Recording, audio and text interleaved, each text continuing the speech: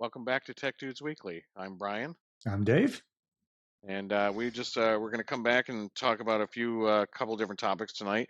I think, but one in particular is we kind of want to do a when is good enough with technology. I think, and we want to get away from specs and all the tech feeds and stuff like that, and just take a look at some of the products in particular that are kind of we're looking at potentially purchasing ourselves, but then we come back and say, well, is it worth the money? Is it not worth the money?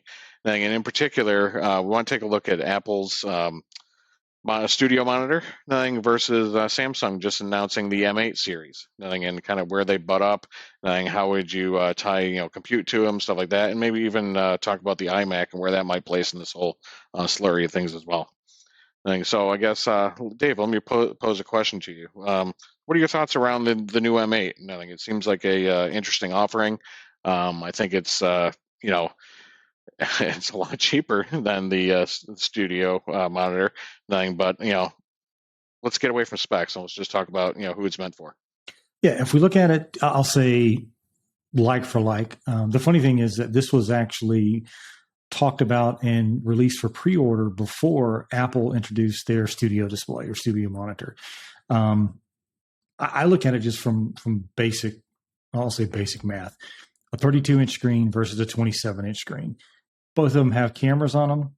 Both of them have their own OS on them. Apple has their running iOS 15 on it. The Samsung is running their Tizen or Tizen, however you want to pronounce it at that point. If I look just bang for the buck, without getting into specs, without getting into how bright is one screen versus the other, I'm buying two of the Samsung and having 64 inches of screen across my desk, versus a 27-inch studio display. Is that feasible? Yeah, I think it is. Well, yeah, I think if you tie that Samsung back to, I was even looking at it in terms of like the iMac thing as well, and where that plays. So that comes in at 24 inches, which to me is a pretty small monitor today, especially when you put the chin on the bottom. I don't know. I still have problems with that aesthetically. But I look at that. The iMac comes in at what, almost $1,300. I think at the base model. Yep. I can buy a Mac Mini and a new Samsung monitor and be within $100 of that and have a 32-inch monitor. Oh yeah, and absolutely. It has all the pretty colors. It's almost identical. I don't know where Samsung was straying with their colors, but I'm pretty sure they looked at the Apple website when they came up with those. Yeah, it's funny if you look across the board. I think each of the colors match up. Just Samsung has a different name for what they call green versus Apple blue or whatever you want to call it. Yeah, I'm sure it's slightly off in the actual color mix enough that maybe not get sued. But yeah, and when I look at it, the one thing I was looking at was, because for me, I like VESA mounts on the back of the monitors.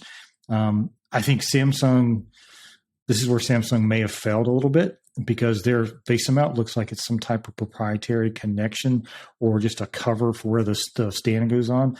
Apple actually has a VESA mount for the same price point, but if you want tilt, well, then you've got another $400 to spend if you want to go up and down.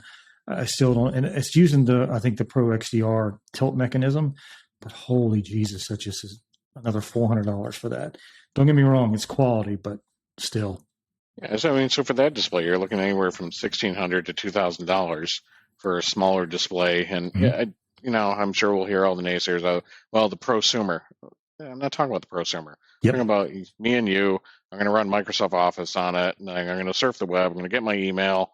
I might do a couple minor things, with video, but I am far from an artist. I would rather have the screen real estate.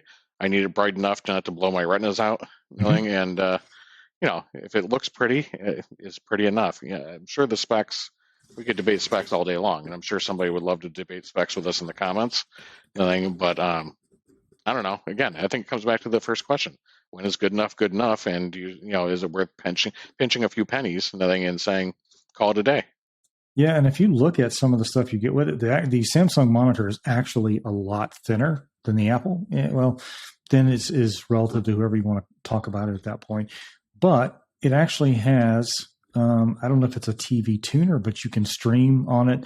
You actually have a remote that comes with it as well.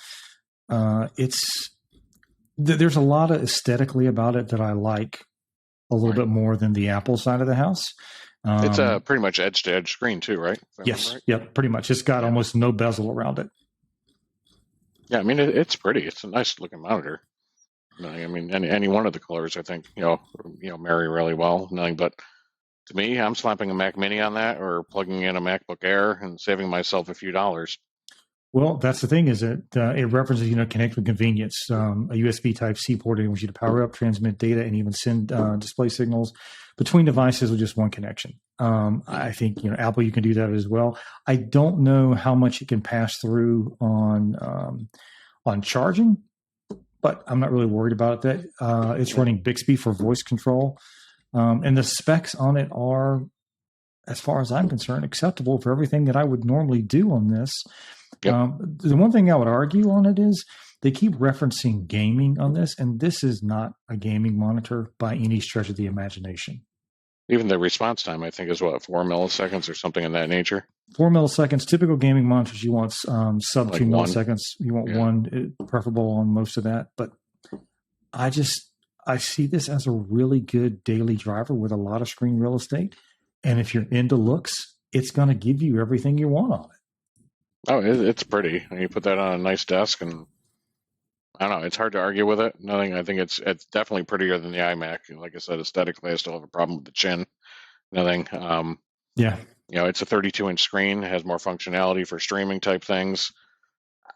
And the other part of it too, it's going to play nicer with the Windows world. I mean, I know you and I love to talk Apple, nothing, but if I'm slapping a Windows laptop or a Windows desktop on this, it's a nice monitor.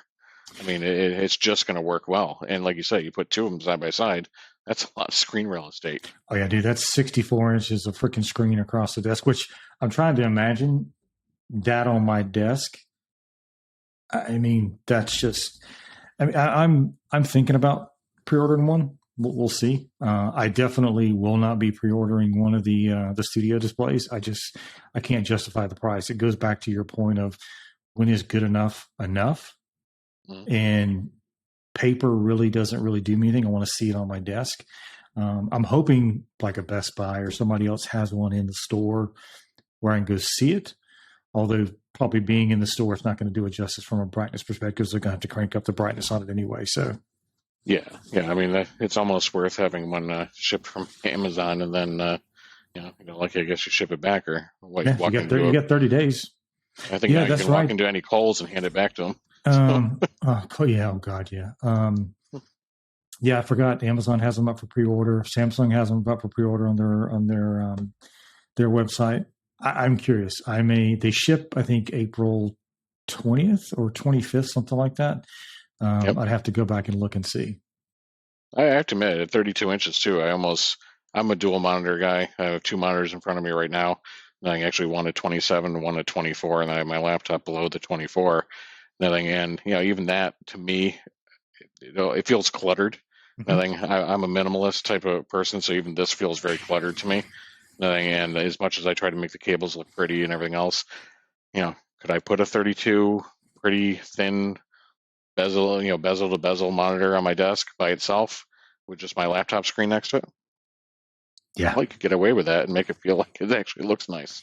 Yeah, I think if I want to really see what the VESA mount looks like, because and I'll show on the screen here, hopefully on post, it's a proprietary VESA mount. I'm hoping there's an adapter for it or something like that, because I would know. It's like a latching mechanism that kind of goes into it and pops down. Yeah, and it's got power and USB-C and everything else behind it. I don't know. I want to see more. There's not any really good pictures of what it looks like 100%. Yeah, I think there's like an opening for cable management, maybe. Yeah. And then the other thing too that I guess we haven't brought up yet is that this has a camera too. Yes, it actually has a pretty interesting camera.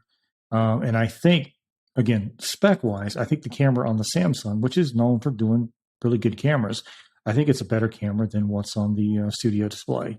Because everything I saw in videos, watching it on the studio display, everybody complains about the camera on that. It should have been a much better camera than for $1,500 to $2,000 than what you're getting on that monitor right now. Yeah, agreed. So I mean, like I said, the original question was when is good enough, and in some cases, I don't feel there's tons of compromises.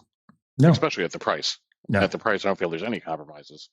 no. I mean, we're not professional video editors, professional photographers. We know one, we work with, but no, I can't see it. It's for the longest time, I'm my TVs. I'm a big Samsung guy for TVs, Samsung and LG, and then the TCLs came out. Mm-hmm.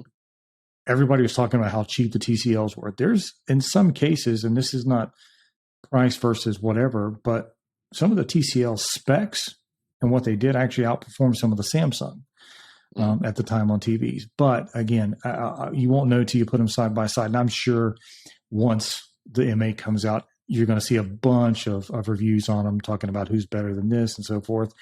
But but to your point on the Minimalist on the desk, if they can get VESA mounts down pretty good, can you imagine two of those on floating arms? Yeah. Over your big sit stand desk that you have? Yeah, it'd be pretty. And the resolutions, I think, are probably more conducive too to having like Teams meetings. I mean, that's the other thing is that the majority of us are talking work from home. And for me, work from home is screen real estate for Excel. It's for doing PowerPoint presentations, stuff like that. And that's one of the reasons I don't go to a 49. Well, price. That's the other thing. And I'd like to remain married. So the 49-inch widescreen is not conducive to be able to share PowerPoints unless you cut up the screen in different ways or it has software to do it. So it becomes more of a pain than it is anything else when you're just trying to do normal business functions. Yeah, I think it's got a 16:9, which is I like. I'm running ultra wides on a couple of mine and one I'm not. And to your point, for everyday business driving, I like the 16:9 aspect ratio. Ultra wide is good for certain things, but not everything. Nice for gaming, and even it's funny. I have a friend that's a professional gamer, which I can't imagine making money doing that because my professional gaming ended at using Pac-Man, up, down, left, right, in 3 dimensions, just below my mind.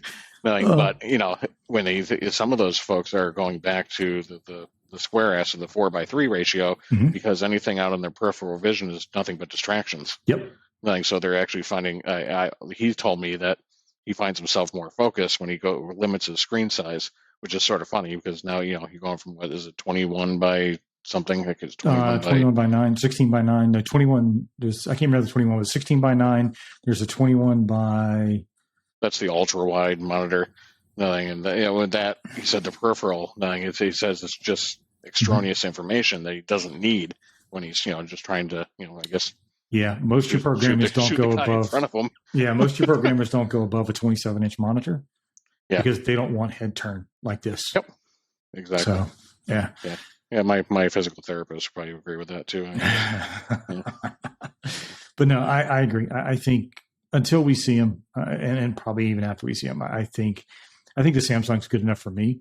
Again, this is all a bunch of theory crafting right now until we actually see the product. Maybe that's a future video for us. One of us gets around to buying one. We'll do an unboxing, look through it, see what we think, and then debate whether or not we're sending it back. So I guess the question would be for the viewers out there: what do you think? You think the Samsung? Do you think the M8 is good enough for you? Do you want to see?